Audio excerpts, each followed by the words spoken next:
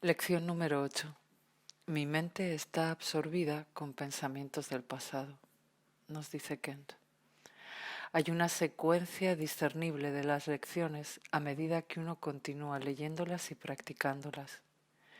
Jesús comienza con ideas simples y declaraciones sobre la manera en que percibimos el mundo. Luego pasa rápidamente a la forma en que percibimos nuestros pensamientos y comenzamos con la lección 8.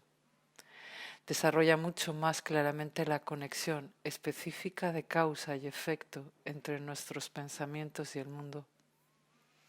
Aquí, por primera vez en el libro de ejercicios, habla de la irrealidad del mundo. También introduce la idea de proyección, un principio que estaba implícito en las primeras 7 lecciones, pero que se identificará claramente en las lecciones siguientes. Jesús nos ha estado diciendo hasta qué punto que lo que vemos no tiene sentido porque lo que vemos viene de lo que pensamos. Y lo que pensamos en nuestras mentes egoístas no tiene sentido porque niega el verdadero significado. Esto no se ha dicho claramente en las lecciones aprendidas hasta la fecha, aunque lo hemos discutido, pero ciertamente ha estado implícito y se expresará de manera más explícita en las lecciones venideras. Párrafo 1.1. Esta idea es obviamente la razón de que veas únicamente el pasado. La lección 7, solo veo el pasado, introdujo la idea de que todo lo que percibimos no tiene sentido porque se basa en nuestros pensamientos del pasado. En la lección 8 Jesús continúa y extiende su discusión sobre el tiempo y el pasado. Mi mente está absorbida con pensamientos del pasado. No es simplemente que veamos solo el pasado, que de nuevo fue el tema de la lección 7, sino que vemos solo el pasado porque pensamos solo en el pasado. Jesús está aquí introduciendo la idea de que lo que vemos fuera viene de lo que pensamos dentro, un tema principal del texto, en el capítulo 13, en la sección 5, que se titula La proyección hace percepción. Lo que creemos y hemos hecho realidad sobre nosotros mismos en nuestro interior, ya sea como hijos del ego o hijos de Dios, se reflejará directamente en lo que percibimos fuera, porque lo interior y lo exterior son lo mismo. Esta es una variación del principio esencial en un curso de milagros de que las ideas no abandonan su fuente. Volveremos más tarde sobre este tema tan importante. Que mi mente esté preocupada por los pensamientos pasados es por supuesto la razón por la que solo vemos el pasado. Aunque no está claramente establecido aquí, sino claramente implícito, es el principio de que lo que vemos viene de lo que pensamos. Por eso es por lo que en el párrafo 1.2 el libro dice, en realidad nadie ve nada. Esta es otra de esas afirmaciones que cuando empiezas a leer el texto y a hacer las lecciones, tu mente tiende a pasar por alto, porque realmente no quieres aceptar lo que Jesús está diciendo. Lo dice literalmente. Nadie ve nada realmente. Nadie ve realmente nada. Párrafo 1.3. Lo único que ve son sus propios pensamientos proyectados afuera. En el texto hay muchos pasajes, un par de ellos en el libro de ejercicios, en los que Jesús explica que los ojos del cuerpo no ven, así como el cuerpo no piensa, no siente, no oye ni hace nada. Simplemente hace lo que la mente le dice que haga. Por ejemplo, en el libro de texto, en el capítulo 28, sección 5. El cuerpo puede ser considerado entonces como un títere o un robot que lleva a cabo los dictados de su amo. Por eso no vemos nada. todo lo que entre comillas vemos, y básicamente este ver debe estar entre comillas, es una proyección de lo que hemos estado pensando. Y como hemos visto, lo que hemos estado pensando al escuchar al ego es simplemente nada. Párrafo 1.4. El hecho de que la mente esté absorbida por el pasado es la causa del concepto erróneo acerca del tiempo de que adolece tu visión. ¿Y quién dice?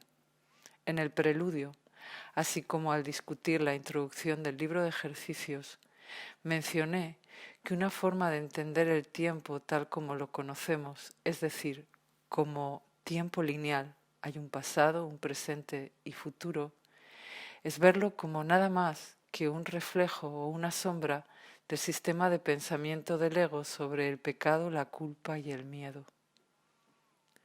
Cuando elegimos nuestra individualidad sobre la unidad del Espíritu Santo y luego buscamos preservar esa identidad individual, el ego nos hace construir su sistema de pensamiento de pecado, culpa y miedo. Para reafirmar esta importante dinámica, el pecado dice que hemos pecado contra Dios en el pasado. Experimentamos culpabilidad por lo que hemos hecho en lo que el ego llama el presente. Y puesto que la culpabilidad siempre demanda castigo, entonces nos volveremos temerosos del castigo de Dios, el cual creemos que merecemos. Ese miedo al castigo, por supuesto, apunta al futuro. Si tienes en mente esta trinidad impía de pecado relacionado con el pasado, culpa relacionada con el presente y miedo relacionado con el futuro, al leer este primer párrafo tendrá mucho más sentido. Cuando miramos hacia afuera, vemos un mundo gobernado por el tiempo. Es, por supuesto, también el mundo del espacio. El espacio y el tiempo, como el texto los describe, son lados opuestos del mismo error. Nos lo dice en el capítulo 26, sección 8. Así, todo lo que vemos fuera lo vemos en términos del pasado, porque lo vemos a través de la lente de nuestra identidad individual. Esta identidad está enraizada en el pecado, es decir, la creencia de que nos hemos separado de Dios y ahora existimos como entidades separadas. Ya que creemos que estamos en guerra con Dios, un tema que se desarrollará más tarde, debemos creer también que estamos en guerra con todos los demás. Como resultado, cada percepción en nuestro mundo está orientada a tratar el tema del especialismo. ¿Quién es la persona especial que ganará y quién es la persona especial que perderá? Cuando esto se expresa directamente, es un odio especial. Cuando se oculta, es un amor especial. Además, el especialismo está arraigado en la noción del tiempo del ego, que una vez más proviene de la creencia en el pecado, la culpa y el miedo. Por lo tanto, el especialismo no puede estar arraigado en el pasado. La idea equivocada sobre el tiempo es que es real. Hay un pasado, un presente y un futuro, y que el presente y el futuro son causados directamente por el pasado. Por lo tanto, lo que somos hoy se debe a nuestro pasado. El futuro de la misma manera será meramente una extensión del presente del ego. Párrafo 1.5. Tu mente no puede captar el presente, que es el único tiempo que hay. Dice Ken, el presente del ego no es este presente, entre comillas, a lo que un curso de milagros se refiere como el instante santo. Como esta experiencia no tiene sus raíces en el tiempo, tampoco tiene sus raíces en el pecado, la culpa y el miedo. Está arraigada en la presencia correcta del Espíritu Santo, en el cual la visión, no basada en el pasado y ciertamente no en el especialismo, se convierte en el medio para que el amor nos guíe desde dentro. Párrafo 1.6. Por consiguiente, no puede entender el tiempo y de hecho no puede entender nada, dice Kent.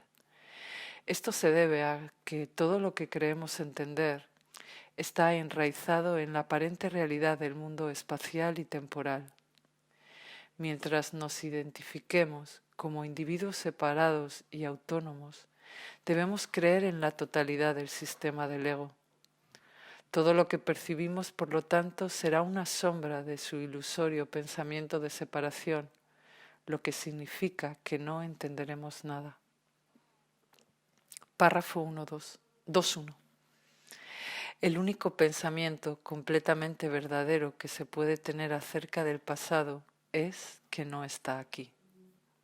Y nos dice Ken, esta es otra de esas líneas que si le prestas mucha atención te hacen saltar por la ventana. Si eres una criatura del pasado y no hay pasado, entonces debe significar que no hay un tú. En el recuerdo presente que abre el capítulo del 28 del texto viene la siguiente frase. Este mundo se acabó hace mucho tiempo. Si esto es cierto, significa que tú también acabaste hace mucho tiempo. Esto nos obliga a preguntarnos, ¿quién es el tú que crees que está leyendo estas palabras? O en las palabras de Jesús en el texto, ¿quién es el tú que vives en este mundo? En otras palabras, nuestra existencia está literalmente inventada. Y si prestas mucha atención a ese pensamiento, estarías aterrorizado. Si no lo estás, es porque no le prestas mucha atención. Esta declaración está diciendo literalmente, al igual que la declaración en la lección 8, que tú no existes. Esto explicaría, como hemos mencionado anteriormente, por qué hacer este libro de ejercicios con cuidado y diligencia debería provocarte una ansiedad extrema, incluso si no estás seguro de dónde proviene la ansiedad. Hay una parte de ti que reconoce lo que se está diciendo, aunque de nuevo el lenguaje es simple y no parece tener el mismo peso metafísico que se encuentra en el texto. Es por eso por lo que te olvidas de las lecciones, no quieres hacerlas y tiendes a pasarlos por alto y centrarte solo en sus aspectos más superficiales. Párrafo 2.2. Pensar acerca del pasado, por lo tanto, es pensar en ilusiones. ¿Y qué nos dice? Pensar en el pasado es pensar en ilusiones. Detente por un momento mientras haces esta lección y considera cómo casi todos los pensamientos que tienes a lo largo del día se basan en el pasado. Ya sea que se trate de algo tan común como tomar una taza de café o algo que parezca mucho más importante. Los pensamientos sobre una situación, una relación, tu cuerpo o cualquier otra cosa se basan en el pasado. Y así debe ser, porque el pasado no es más que la sombra del pecado y el pecado es la separación. Mientras creas que eres una entidad separada, debes creer en la realidad del pecado y por lo tanto del tiempo.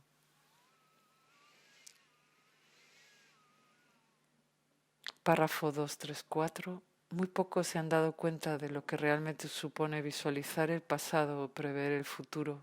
De hecho, la mente está en blanco al hacer eso, ya que en realidad no está pensando en nada. Nos dice Ken, esta declaración es la base de otra declaración que frecuentemente decimos en talleres en clases que dicen, los pensamientos que pensamos no son nuestros verdaderos pensamientos. Si no son nuestros verdaderos pensamientos, no existen. De ello se deduce que como nos hemos identificado con nuestros pensamientos, tampoco existimos. Entre comillas dice, la mente está en blanco cuando hace esto porque no está pensando en nada, y cierra comillas. no solo es nuestra existencia una ilusión, de hecho, toda existencia es una ilusión, porque contrasta con la realidad del ser con mayúsculas. Una discusión de esta distinción se puede encontrar en el capítulo 4 en la sección 7. Párrafo 3.1. El propósito de los ejercicios de hoy es comenzar a entrenar tu mente a reconocer cuando no está realmente pensando en absoluto.